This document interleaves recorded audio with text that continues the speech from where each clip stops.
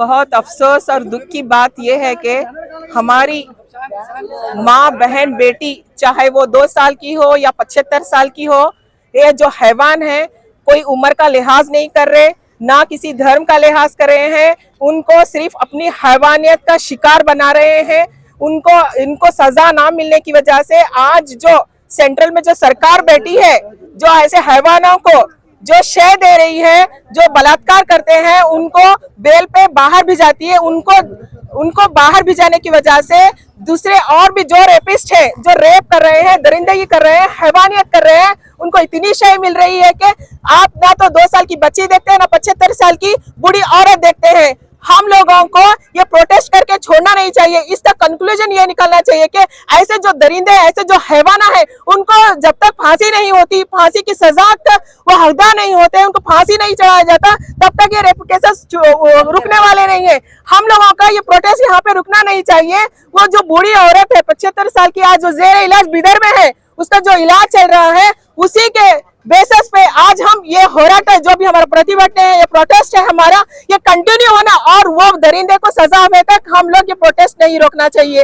ये जो दरिंदों को शय मिल रही है उसकी वजह से है कि आज हमारी माँ बहन बेटियां या हम लोग अनसेफ है, हम प्रोटेक्शन नहीं मिल रहा है। हमको प्रोटेक्शन बहुत जरूरी है। हमारे ऐसे हैवानों को सजा मिलना बहुत जरूरी है। शहनाज अख्तर। आज गुलबर्गा जिला में भारतीय युवा सेना संगठन और श्री सिद्धरामेश्वर भूवी वडर संघ के तरफ से आज 100 से ज़्यादा लोग और माँ और बहन के मिलके जो है हम आज बड़े प्रमाण से एक प्रतिभटना कर रहे हैं। इसका वजह जो कलबुर्गी जिले चिंचोली तालुक मतक क्षेत्र में चंद्रपल्ली गांव में जो 80 साल की जो एक दादी की उम्र की जो एक माँ को जो है ना, उनके ऊपर एक तैयब बोल के एक आदमी जो है अत्याचार किया है। तो वो सिलसिले में आज हम सभी लोग मिलके उनके खिलाफ हम प्रतिभटना कर रहे हैं। और आगे आने वाले दिन में हम पुलिस डिपार्टमेंट और यहाँ के सियासी लोगों को हम ये पूछना चाह रहे हो, आप पूरी कर्नाटक राज्य में दूसरी चीजों में बहुत सारे आप एक्टिविटी हो, आज हमारी माँ और बहनों को क्या है सुरक्षित नहीं है, तो आने वाले दिन में वो अपराधी को पकड़ना चाहिए और जल्द से जल्द उसको फांसी सजा देना चाहिए बोल के आज क्या है हम सभी तमाम संगठन लोग मिलके जो है आज उनके खिलाफ हम जो प्रतिभटना कर रहे हैं। शुक्रिया।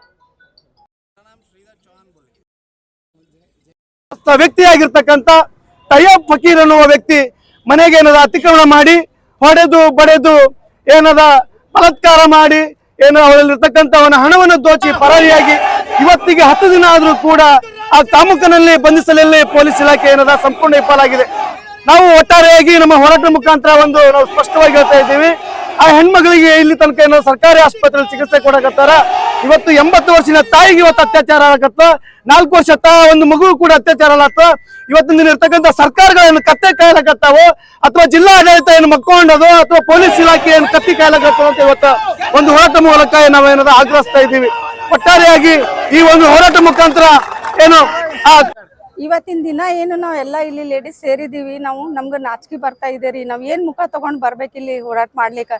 ಯಾಕಂದ್ರೆ ನಮ್ಗೆ ಇಲ್ಲಿ ಸುರಕ್ಷಣೆ ಇಲ್ಲ, ನಮ್ಗೆ ರಕ್ಷಣೆ ಅಂತ ಇಲ್ಲ। ಇವತ್ತು ಸರ್ಕಾರ ಯಾರೇ ಇರ್ಲಿ ಏನೇ ಇರ್ಲಿ, ಬಟ್ ನಮ್ದು ಹೆಣ್ಮಕ್ಳಿಗೆ ಸುರಕ್ಷೆ ಇಲ್ಲ। ಒಂದು 8 ವರ್ಷದ ಮಗು ಹಿಡ್ಕೊಂಡು 80 ವರ್ಷನವ್ರಿಗೆ ಬಿ ಇಲ್ಲಿ ರಕ್ಷಣೆ ಇಲ್ಲ ಅಂದಮೇಲೆ ನಮ್ಮ ಅಕ್ಕ ತಂಗಿಯವರು, ನಮ್ಮ ಮಕ್ಕಳು ಶಾಲೆಗೆ ಹೋಗೋರು, ಸ್ಕೂಲಿಗೆ ಹೋಗೋರು ಮಕ್ಕಳಿಗೆ ಇಲ್ಲಿ ರಕ್ಷಣೆ ಇಲ್ಲ ಅಂದ್ರೆ ಇವತ್ತು ನಮ್ಗೆ ಭಾಳ ಭಯ ಹುಟ್ಟಿಬಿಟ್ಟಿದೆ। ಹೆಣ್ಮಕ್ಳಿಗೆ ಹೊರಗಡೆ ಕಳಿಸ್ಬೇಕಾದ್ರೆ ತಂದೆ ತಾಯಿಗಳಿಗೂ ಭಾಳ ಚಿಂತೆ ಆಗಿಬಿಟ್ಟಿದೆ। ಇವತ್ತಿನ ದಿನದಲ್ಲಿ ಮಕ್ಕಳಿಗೆ ಹೇಗೆ ಓದ್ಲಕ್ಕೆ ಕಳಿಸ್ಬೇಕು, ಹೊರಗಡೆ ಹೇಗೆ ಕಳಿಸ್ಬೇಕಂತ ಭಾಳ ಚಿಂತೆ ಆಗಿದೆ। ಸರ್ಕಾರ ಯಾವುದೇ ಇರಲಿ ತಕ್ಷಣನೇ ಅವ್ನಿಗೆ ಅರೆಸ್ಟ್ ಮಾಡಿ ಗಲ್ಲಿಗೆ ಏರಿಸ್ಬೇಕಂತ ನನ್ನ ವಿನಂತಿ, ನಮ್ಮೆಲ್ಲ ಹೆಣ್ಮಕ್ಳದ್ದು ವಿನಂತಿ।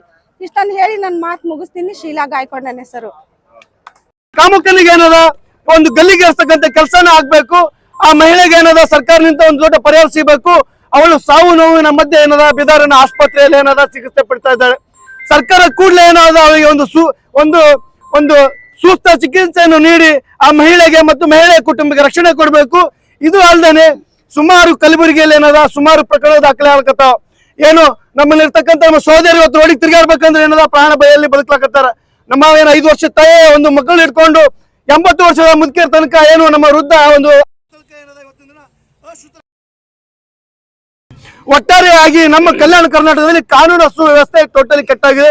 ಹಾಗಾಗಿ ಏನೋ ನಮ್ಮ ಸಂಘಟನೆ ವತಿಯಿಂದ ನಾವೆಲ್ಲ ಒಂದು ಸಮೂಹದಲ್ಲಿ ಏನದ ನಾವು ಸರ್ಕಾರಕ್ಕೆ ಆಗ್ರಹಿಸ್ತಾ ಇದ್ದೀವಿ. ಕೂಡಲೇ ಅವನಿಗೆ ಬಂಧಿಸಬೇಕು, ಅವನಿಗೆ ಏನದ ಗಲ್ ಶಿಕ್ಷೆ ಕೊಡ್ತಕ್ಕಂಥ ಕೆಲಸ ಆಗ್ಬೇಕು, ಆ ತಾಯಿಗೆ ಏನದ ಪರಿಹಾರ ಕೊಡ್ಬೇಕು ಅನ್ನೋ ಮೂಲಕ ಏನದ ನಮ್ಮ ಪ್ರತಿಭಟನೆ ಮೂಲಕ ನಾನು ಆಗ್ರಹಿಸ್ತಾ ಇದ್ದೇನೆ.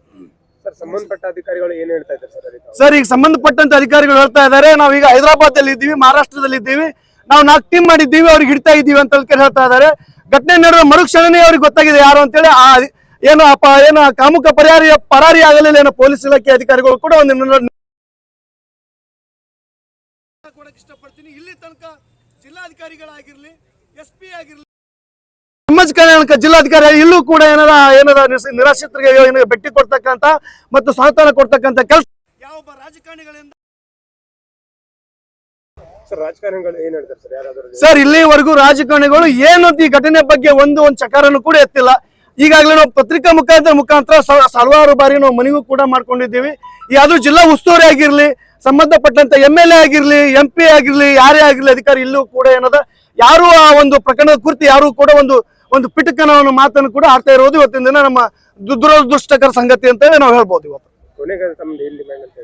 ಸರ್ ಈ ಒಂದು ವಾರದೊಳಗಾಗಿ ಆ ಕಾಮುಕನ ಏನದ ಬಂಧಿಸಿ ತರಾತುರಿಯಲ್ಲಿ ಅವನಿಗೆ ಶಿಕ್ಷೆ ಹಾಕಂತ ಕೆಲಸ ಮಾಡ್ಬೇಕು.